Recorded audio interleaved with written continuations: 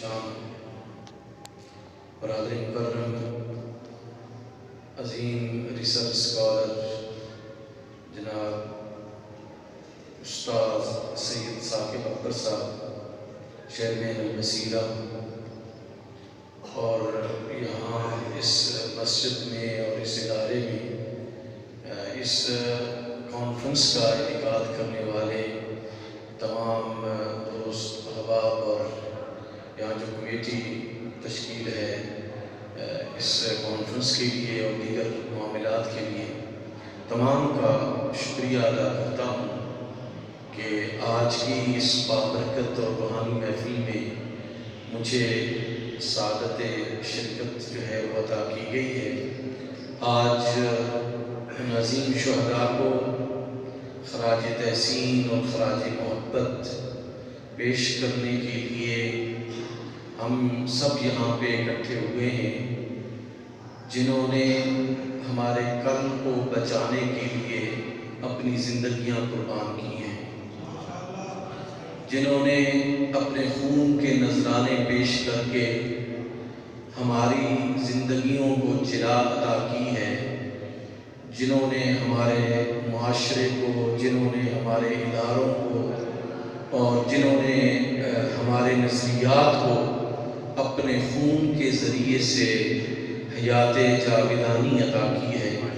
ہم شکر گزار ہیں ان عظیم ہستیوں کے کہ جنہوں نے اپنے خون کے نذرانے پیش کر کے ہمارے زندگی کے راستوں کو نہ صرف آسان کیا ہے بلکہ ہمارے لیے راہ عمل بھی متعین کی ہے کہ زندگی وہی ہے جو اللہ اور اس کے رسول کی رضا کے لیے قربان ہو جائے۔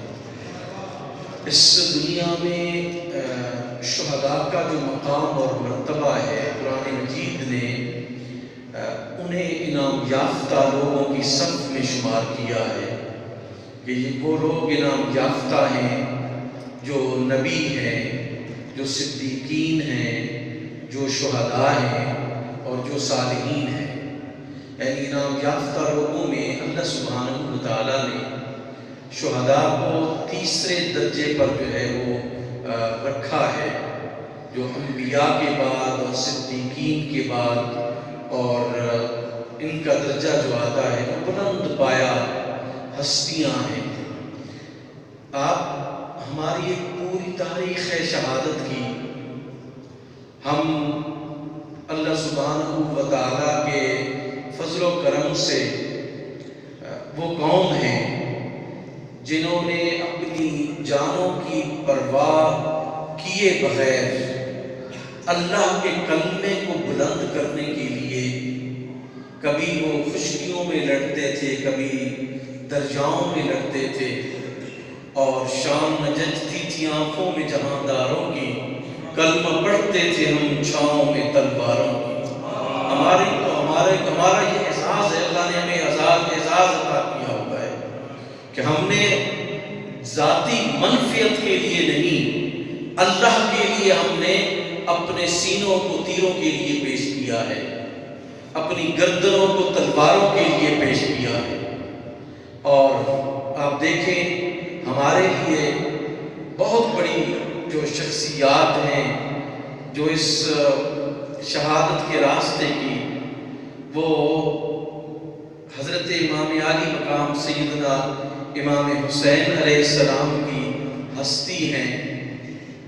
اسی طرح ہم دیکھتے ہیں کہ ہم جب ایک انسان سوچتا ہے شہادت کے بارے میں تو ایک تو سیدنا امام عالی مقام علیہ السلام کی ذات عالیہ ہمارے اذہان و قلوب میں آتی ہے، اور ایک سید الشہداء حضرت امیر حمزہ رضی اللہ تعالیٰ عنہ کی ذات عالیہ ہمارے اذہان و قلوب میں آتی ہے۔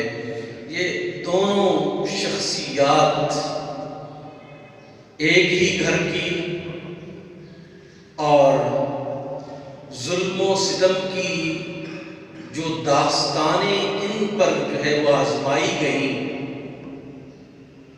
کسی شاید شہید پر اتنا ظلم و ستم اور جور و جفا نہ کیا گیا ہو، جس طرح سید الشہداء حضرت امیر حمزہ رضی اللہ تعالیٰ عنہ پر ہوا، جتنا ظلم و ستم سید الشہداء حضرت امام علی مقام حضرت امام حسین علیہ السلام پر ہوا۔ یہ بھی ایک ہی خاندان سے تھے اور ظالم بھی ایک ہی خاندان سے تھے۔ یہ بڑا ایک تلخ ہمارے سامنے ایک نقشہ ہے کہ ہمارے وہ عظیم سپوت جو شہادت کے لیے آتے ہیں۔ دیکھیں، یہ ایک پس منظر کی طرف میں آپ کو لے کے جانا چاہتا ہوں۔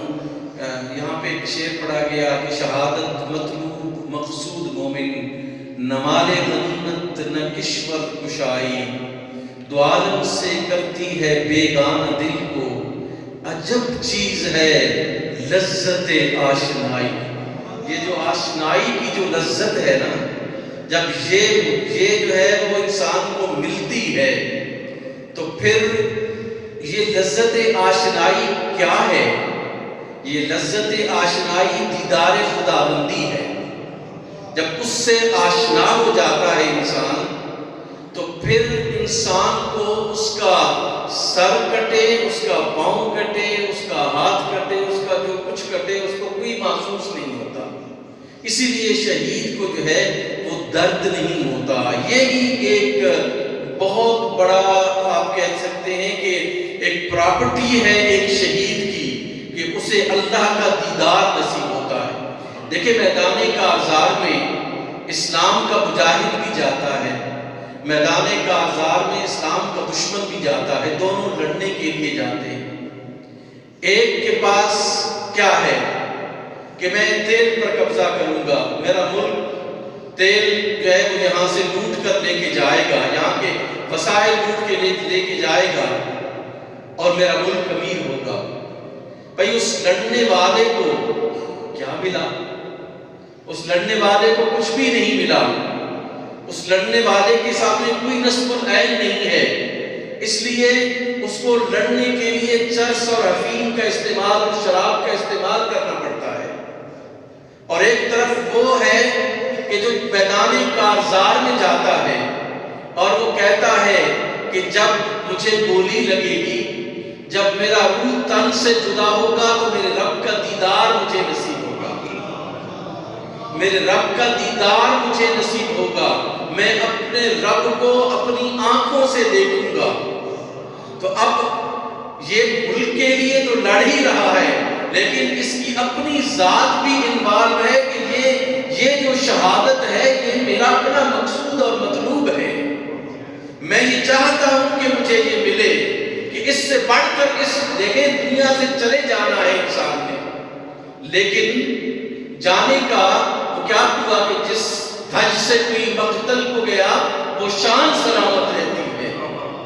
یعنی اس شان کو سلامت رکھنے کے لیے ایک طرف میدان کارزار اور موت کے منہ میں ایک شخص جاتا ہے، نشہ کر کے جاتا ہے، اور دوسری طرف خوشی خوشی سے جاتا ہے، اپنے رب کے دیدار کے لیے جاتا ہے، اپنے رب کا اپنی آنکھوں سے نظارہ کرنے کے لیے جاتا ہے۔ ذرا سوچئے کہ کتنا فرق ہے۔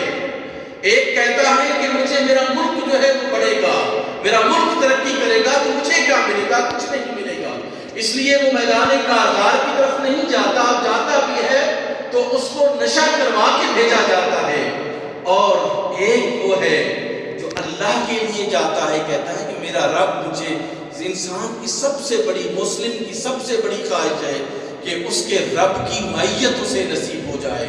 جب اس کا رب اسے سامنے آ جاتا ہے تو یہ ہے وَرِضْوَانٌ مِّنَ اللَّهِ أَكْبَرُ، جو اللہ کی سب سے بڑی رضا ہے کہ انسان کو اللہ جو ہے وہ اپنا دیدار عطا فرما دے۔ یہ کوئی معمولی مقام نہیں ہے۔ اس وجہ سے لوگ آرزو کرتے ہیں شہادت کی، لوگ آرزو کرتے ہیں شہید ہونے کی۔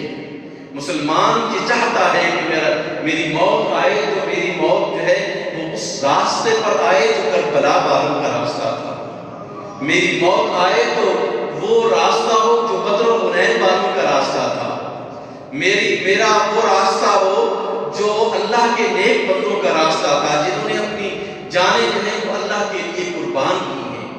آج اسی چیز کو، اسی جذبہ شہادت کو ختم کرنے کے لیے ہمارے اس بہت بڑے ورثے کو ہم سے جو ہے وہ دور کرنے کی کوشش کی جا رہی ہے کہ ہم اس سے علیحدہ ہو جائیں، اور یہ ہمارے جو جذبات ہیں اللہ کی بارگاہ میں اس انداز سے پہنچنے کے، ان انداز کو جو ہے ختم کیا جائے، اس جذبہ جہاد کو ختم کیا جائے، اللہ کی بارگاہ میں اپنے آپ کو پیش کرنے کے اس جذبے کو ختم کیا جائے۔ ہمیں سوچنا ہوگا، ہمارے حکمرانوں کو سوچنا ہوگا، ہمارے جو لیڈرز ہیں ان کو سوچنا ہوگا کہ یہی ایک جذبہ ہے جو مسلمان کی سب سے بڑی میراث ہے، یہی ایک جذبہ ہے جو مسلمان کی سب سے بڑی دولت ہے۔ آج ہمیں اوطان کے وطنوں میں الجھایا گیا، ہمارے رشتہ اخوت کو کمزور کیا گیا۔ اس رشتہ اخوت کو کمزور کرنے کی بنیادی وجہ ہی یہی ہے کہ یہ مسلمان جس کے اندر اللہ نے اپنے راستے میں قربان ہونے کے جذبات رکھے ہیں، ان جذبات کو مان کیا جائے یا ختم کیا جائے۔ آپ کو تکلیف ہو تو میرا دل نہ تڑپے، مجھے تکلیف ہو تو آپ کا دل نہ تڑپے۔ اس جذبے کو ختم کرنے کے لیے بہت زیادہ انویسٹمنٹ ہو رہی ہے۔ عربوں کو یہ کہا گیا کہ بھائی تم تو بڑی اعلیٰ نسل ہو، تم بڑے لوگ ہو، تم اپنے جو عرب حیثیت ہے اس کو برقرار رکھو۔ مسلمان کیا ہے؟ مسلمانوں سے تعلق توڑا گیا، توڑوایا جا رہا ہے۔ اب بھی یہی صورتحال ہے کہ آج اس دنیا میں مسلمان اگر فلسطین پر ظلم ہوتا ہے تو کیوں خاموش ہیں؟ کشمیریوں پر ظلم ہو رہا ہے تو مسلمان کیوں خاموش ہیں؟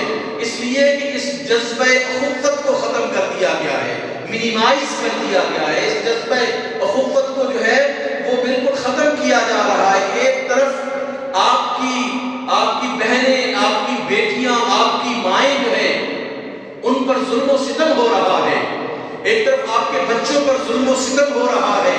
آپ کہتے ہیں نہیں ہم تو سعودی عرب ہیں، ہم تو پاکستان ہیں، ہم تو فلاں ہیں جی، ہم تو فلاں ہیں۔ نہیں، ہم مسلمان ہیں۔ اللہ نے ہمارا نام مسلمان ہوا، سماکم المسلمین، اللہ نے ہمارا نام مسلمان رکھا ہے۔ یہ ہماری شناختیں بعد میں ہیں، یہ ہماری شناختیں بعد میں ہیں۔ یہ جو اوطان کی شناختیں ہیں یہ اللہ نے ہمیں نہیں دی ہیں۔ اللہ نے ہمارا نام مسلمان رکھا ہے، اور ہمیں مسلمان کا کیا معنی ہے، مسلمان کا کیا مقصد ہے کہ جب کسی ایک اذا اشتکا منہ عضو تداعی سائر الجسد بالسہر والحمى، کہ جب جس طرح جسم کے ایک حصے کو تکلیف ہوتی ہے، آنکھ کو درد ہوتا ہے، پاؤں کو درد ہوتا ہے، ہاتھ کو درد ہوتا ہے، اس درد کو پورا جسم محسوس کرتا ہے، اسی طرح دنیا کے کسی خطے میں ایک مسلمان کو تکلیف ہو تو اس تکلیف کو تمام دنیا کے مسلمان محسوس کریں۔ یہ ہے رشتہ اخوت۔ لیکن ان کو ہمیں اللہ سے جو ہمارا تعلق